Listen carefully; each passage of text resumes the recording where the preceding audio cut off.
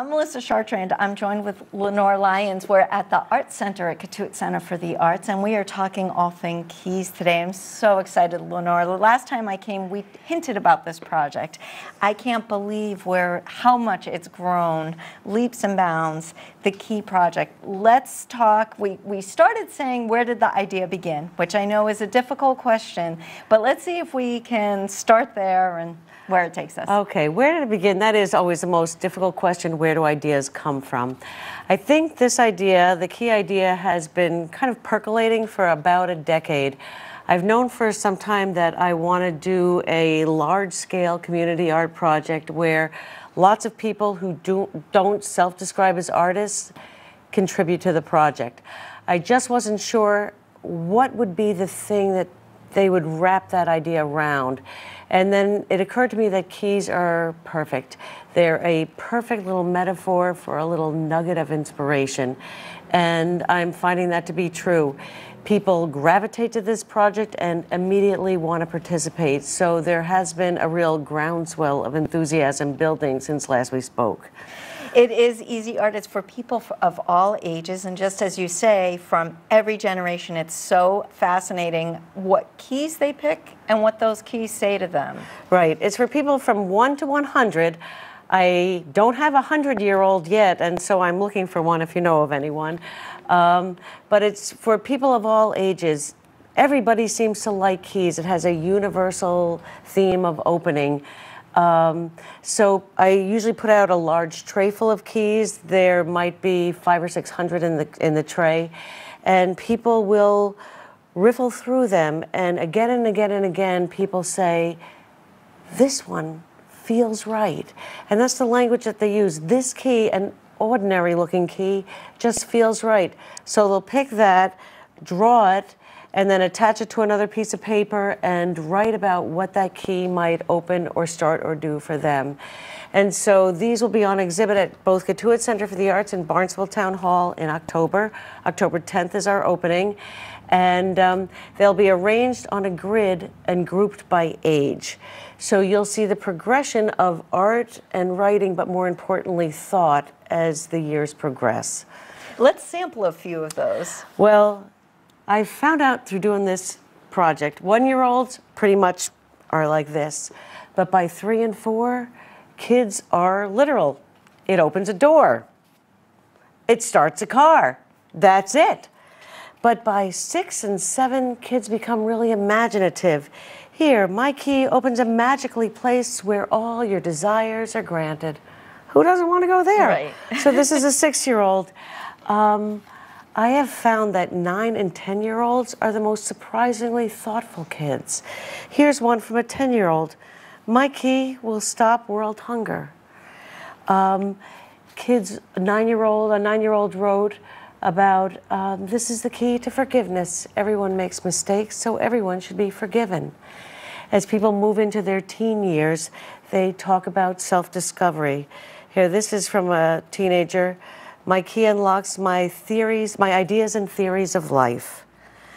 In your 20s, you're continuing in that self-discovery, but moving into career. So this is the key to clarity and understanding. As we move into our 30s, people write about home and family and children. So here is this person is 32. The key opens the house I hope to own someday. As people move into their 40s, it can be more reflective. The funniest decade are the 50s. And I've heard that from before when I turned 50, people saying, once you're in your 50s, you don't care. You can say whatever you want now that you're 50. And I'm finding that's true. People in their 50s are funny. In the 60s, they begin to look back and talk about their memories and their desires. The 70s are all about retirement goals and more adventure in life. And it's just the 80s and 90s are often about loss and times that happened long, long ago. We had an 80-year-old write about, this is the key to my car. I don't have it anymore. My son took it away. I'm not allowed to drive even to CVS or to the grocery store. And the sadness and loss of independence. So people see this as just a little nugget of something that's deep and personal and part of who they are. It gives people a voice. Absolutely gives them an opportunity to express and unlock that. And it's fascinating to me, as you say, it unlocks the mystery around these, or shows us more perspective of each of these generations as well.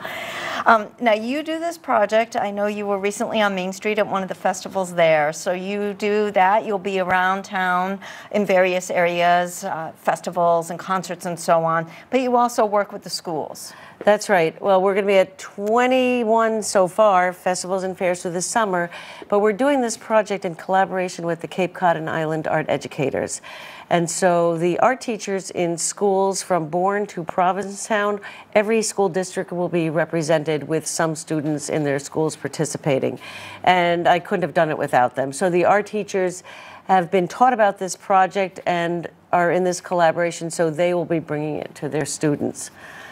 It's just an amazing community project, and as you say, what it does for individuals and then as the community as a whole. And I was asking what happens next. This project will be on display. I've already picked and put down a half a dozen that I would love to see in a book. It's just remarkable, the artwork, the extremes, and what's being said. What happens after the exhibit, I don't know. But every time I do this project, someone suggests a book. And I think that's a great idea. People have asked if I'll be moving into other communities. I think that's a possibility. We will be having a Kickstarter campaign sometime in the future to promote that, but that would be after the fall. I don't know. It's kind of a wide open possibility, unlimited opportunities it could be. Which is so exciting. And as you say, in addition to the Kickstarter campaign, right now, I know I've been gathering keys every time I see you, I give you, how can our viewers participate in the project or help with the project? Well, besides the fairs and festivals and the schools, we're doing a lot of smaller groups. We were at We Can in Harwich working with the Mentor-Mentee program. We've done this project with incarcerated youth in Brewster. We're going to be at the Noah Shelter at sometime this month. We're going to be at cancer survivor groups. So we're trying to reach small populations. We'll be working with autistic youth and disabled adults. So we're trying to get a lot of the different populations. We're looking for the elderly at senior centers. And there's also house parties that people have asked about doing this as a project for a family reunion or a family gathering, so we can come and do that. We need a lot of keys, though. I think part of the appeal of this project is finding the right key. That I don't think to assign keys, here's 1, 1, 1, I don't think that would work. People like to touch them, they like to feel them, they like to find just the perfect key. So I'm accepting donations of used keys, and we have a few different drop-off points. Katuitt Center for the Arts, you can drop them off at Centerville Library. Harwich Junior Theater is accepting them, and Helping Our Women in Provincetown are the 4 drop-off points we have right now. People can do this art on their own and send it to me. There's all kinds of details on the website. Good, and what is that? The website is exploreartthejournalproject.com, but if you just Google the key idea, that will come up as well. You can find information on Katuitt's website, and there's opportunities for donating here, and we'd love sponsorships in any amount to bring it into the community. Fantastic, and I'll tell you, we'll add it to the Arts Barnstable website as well to link right to your site for our viewers as well. And I love this. It's so easy and yet so remarkable as to, from easy, how really profound the pieces are, I think. Well, people get a little nervous about drawing. That's true. So I try to take it in a step-by-step way on how to draw. All they need to do is be able to draw a line, an angled line, a curved line, a circle, and a dot. That's it.